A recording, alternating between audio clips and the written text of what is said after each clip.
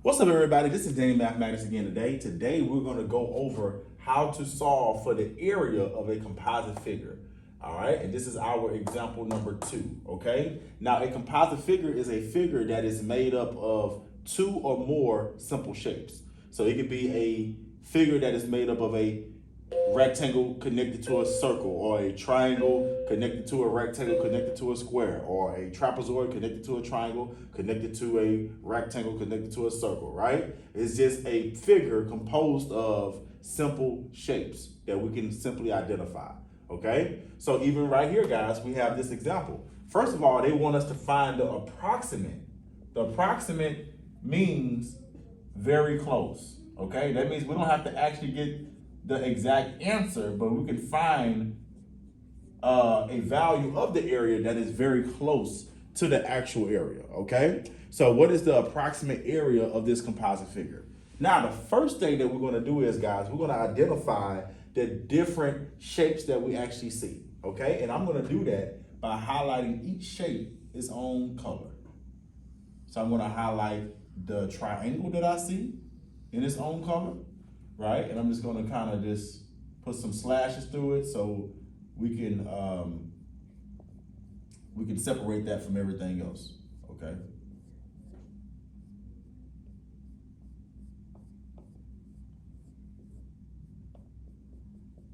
Okay?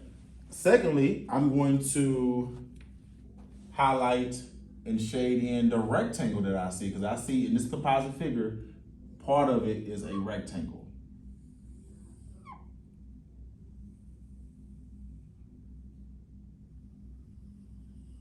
Okay, and I'm gonna shade it in blue, and I'm just gonna put some horizontal stripes.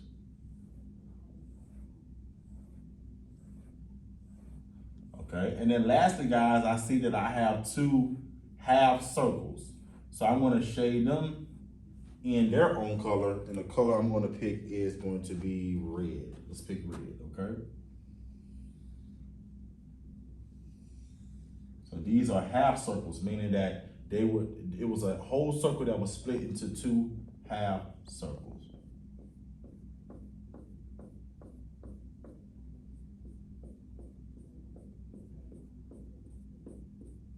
Okay, so guys, what we did was we did one of the main steps in this process, guys. We separated the composite figure into simple shapes, and we were able to identify each simple shape, okay?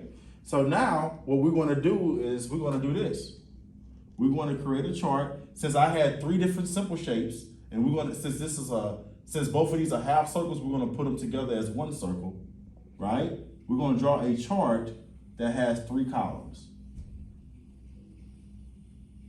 All right, and each shape is gonna have its own column.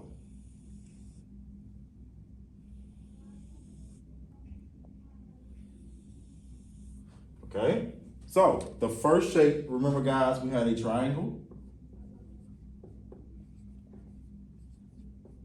The second shape we identified was a rectangle. And the third shapes we identified were 2 half circles, but if we put them together, they would be a whole circle. So I'm gonna put circle. Okay? So now, next what we need to do, guys, is we need to identify the area of each particular simple shape, okay? And once again, guys, if you don't have a formula chart, you can always go on Google, type in area of a triangle, or area of a rectangle, or area of a circle, and those formulas will appear, okay? So the area of a triangle, guys, the area formula of a triangle, rather, is base times height divided by 2. So the base or the horizontal side of the triangle, and the triangle's height divided by 2, okay? Over here, for a rectangle, it's just gonna be base, which is the horizontal side of the rectangle, times the height, okay? And then for the circle, guys, the area formula of a circle is pi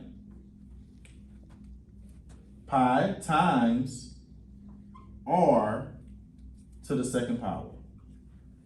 Okay, and I'm going to explain that once I get to that part, okay? But first, what I want us to do is I want us to pay attention to the triangle area formula. I'm going to make the height be green so we can identify it, okay? So let's look at the triangle, right?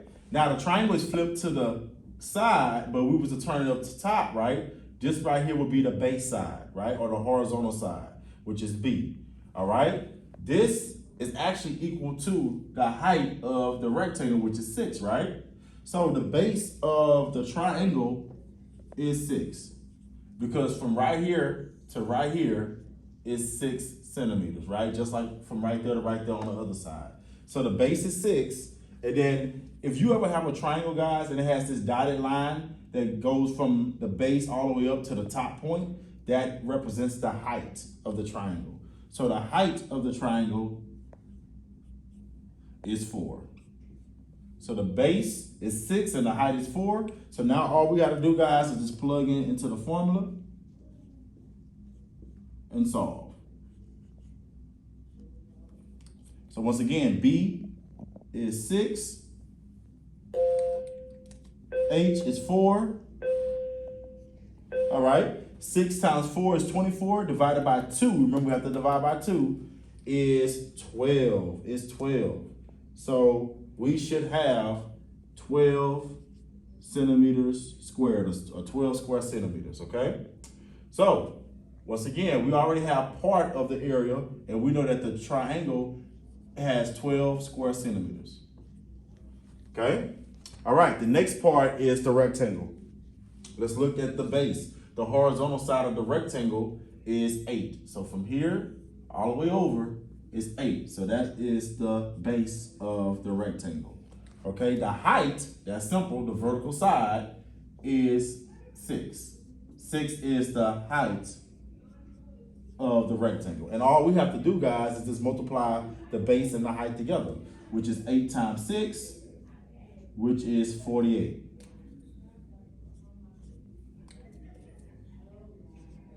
Once again, 8 times 6 is, I'm trying to see what color I use, is 48. So it's 48 square centimeters. All right, so we have the area of the rectangle, which is 48 square centimeters. So we have the area of the triangle, we have the area of the rectangle, but we're still not done because we have these two half circles that we put together, right, as a whole circle. So let me put these two half circles together. So I have a half circle, right, and then I have another half circle.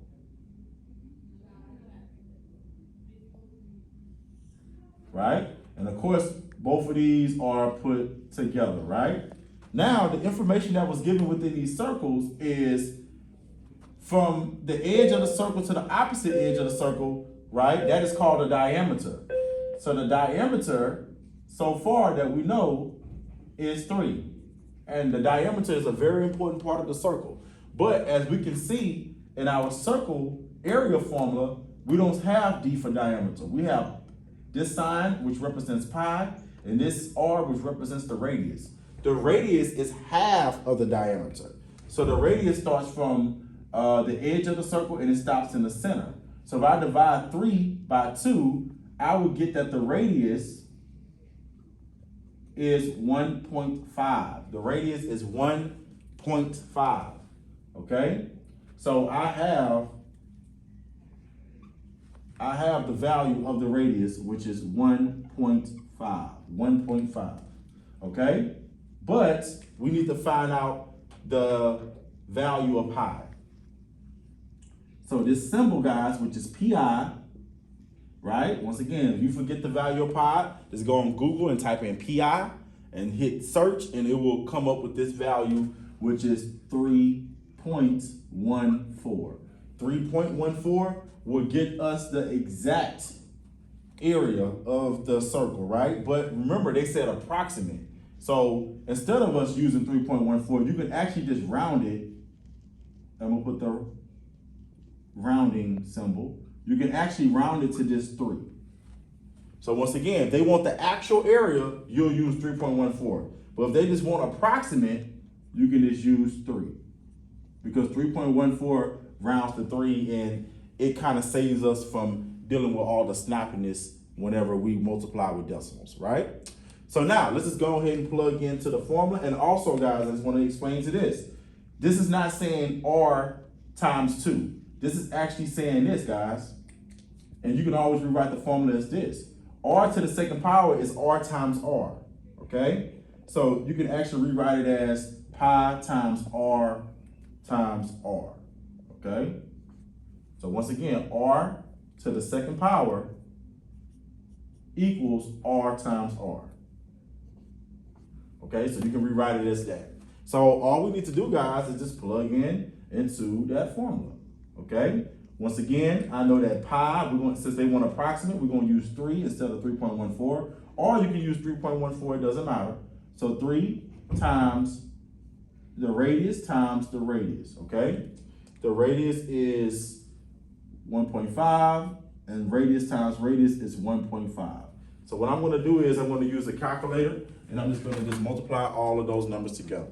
So once again, I have 3 times 1.5 times 1.5, which is 6.75 approximates, okay? We're a little off because we use the rounded version of pi, but we're still very, very close. So 6.75 square centimeters, and I'm gonna put approximate underneath, meaning that we didn't use 3.14, we rounded it down to 3, okay? So now, I know that these two half circles have an area together of 6.75, okay? So now, ladies and gentlemen, we found the area of the triangle, we found the area of the rectangle, and we found the area of the circles, or the two half circles put together, okay? So all we need to do, guys, to find the total area is just add all of these numbers together. So I'm gonna make all these numbers be decimals, so I'm gonna line up the decimal because this one has a decimal, okay? 6.75 48.00, right? And then last but not least, the area of the triangle, which is 12.0 or 12.00, okay? So all we need to do now, guys, is just add all of these numbers together. Once again, make sure you line up the decimal point. 0 plus 0 plus 5 is 5. 0 plus 0 is 0 plus 7 is 7. 1 plus 8 is 10. 10 plus 6 is 16. I'm gonna carry the 1. 1 plus 1 is 2. 2 plus 4 is 6. All right, and this is approximate, meaning that we're a little off, but we're very, very close, okay? Approximate. So this is our answer. Square centimeters, 66.75. Remember, that's approximate, right? So which one of these answer choices is the closest to 66.75? All right, the closest value to 66.75 is 67.